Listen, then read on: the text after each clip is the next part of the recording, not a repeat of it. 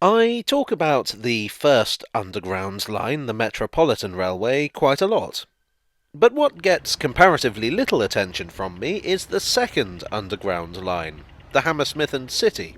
So why don't we take a quick look at how that came about? In some ways, it's a bit surprising to me that it was built in the first place. The Hammersmith and City line began as the Hammersmith and City Railway. This was a company that was incorporated in 1861, 2 years before the Metropolitan Railway would actually open. Now, while the Hammersmith and City was, on paper, its own thing, in reality it wasn't. In reality, it was controlled jointly by two other railways. One was the Great Western Railway, and the other was the not-yet-opened Metropolitan Railway. Of the company directors, 3 were from the Great Western and 4 were from the Met. This was a pretty common arrangement in the 19th century. A company would be formed by another railway or railways to get a line built. Then the new company would be bought out by the associated railway once the line was complete. Essentially, it was all about raising money. It was just easier to do if you had a separate company. As for why it's surprising that the line got built, well, if you're a regular viewer, you'll know that the Metropolitan and the Great Western didn't always have the smoothest relationship. The Great Western originally supplied and operated the trains over the Metropolitan Railway in 1863. They had also contributed to the construction of the line and actually owned the station at Paddington, which was then called Bishop's Road. But the companies very soon fell out. Firstly, because the Great Western wanted shares in the Metropolitan in exchange for contributing to extending the line, and secondly, because the Metropolitan wanted more frequent trains. The Great Western argued that this wasn't safe despite upgrades to the signals. Consequently, the Great Western stormed off in a huff, taking their trains with them. They also threatened to terminate all working relations with the Metropolitan, which would have ended the underground service to Paddington, and of course put the kibosh on the Hammersmith and City Railway, which by then was well under construction.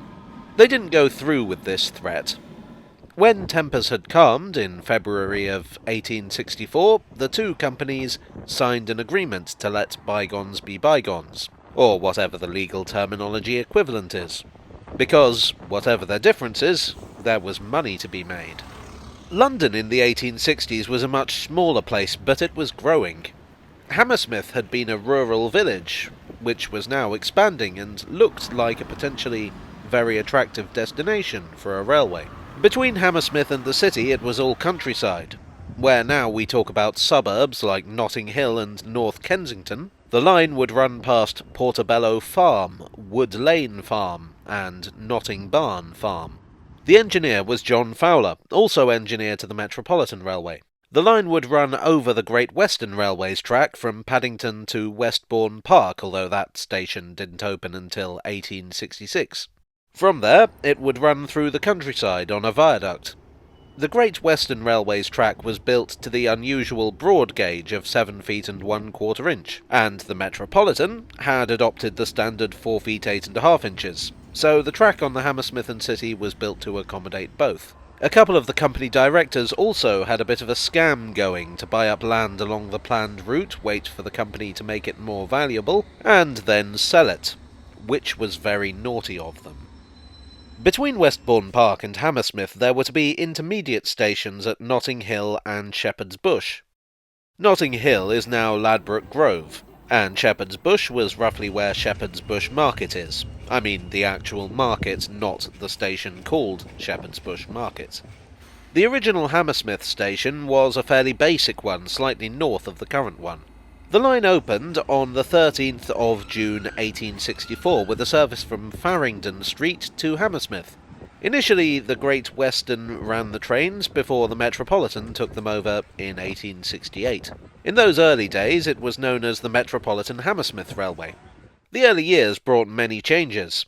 Shortly after opening, a connection was made near Latimer Road to the West London Railway, which meant that they could run trains to Kensington Olympia, which back then was called Addison Road. Well, I say a connection was built near Latimer Road, but there was no Latimer Road station back then. In 1868 this was corrected with the opening of Latimer Road, which skeptics nicknamed Piggery Junction, due to the fact that it was in the middle of nowhere. In 1865, the Great Western and the Metropolitan leased the Hammersmith and City, and in 1867 they bought it outright. In 1868, Hammersmith Station was rebuilt as a much larger site with a coaling stage and a turntable. Turntables are for the benefit of larger engines fitted with tenders. The tender can impair the crew's vision, so the engine can't haul fast trains backwards. Tank engines, the sort of thing typically used on commuter trains in those days, can be run in either direction, which demonstrates that the Great Western were planning to run some pretty heavy trains here. They took a while to get the hang of commuter trains. Meanwhile, in Hammersmith, a new kid was in town. The London and South Western Railway was planning a line from Kensington to Richmond, and the Hammersmith and City were interested. Richmond was a potentially very lucrative market. I mean, they didn't call it Richmond for nothing. In 1864, 5 years before the line would actually open, the LSWR and the Hammersmith and City gained parliamentary approval to use each other's tracks. A new link was built between the two lines. To serve this, another station was built, known as Hammersmith Grove Road.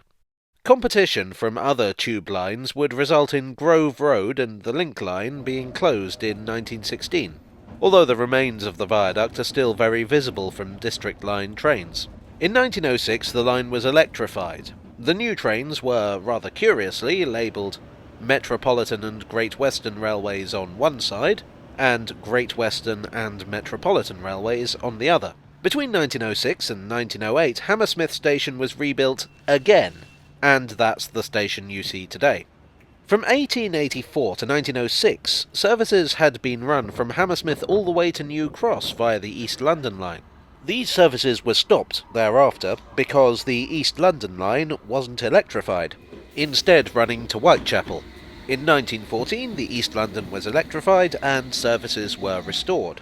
In 1933, the Metropolitan Railway became part of the London Underground. While the Great Western still maintained an interest in the Hammersmith and City line, it was really an underground service by this point.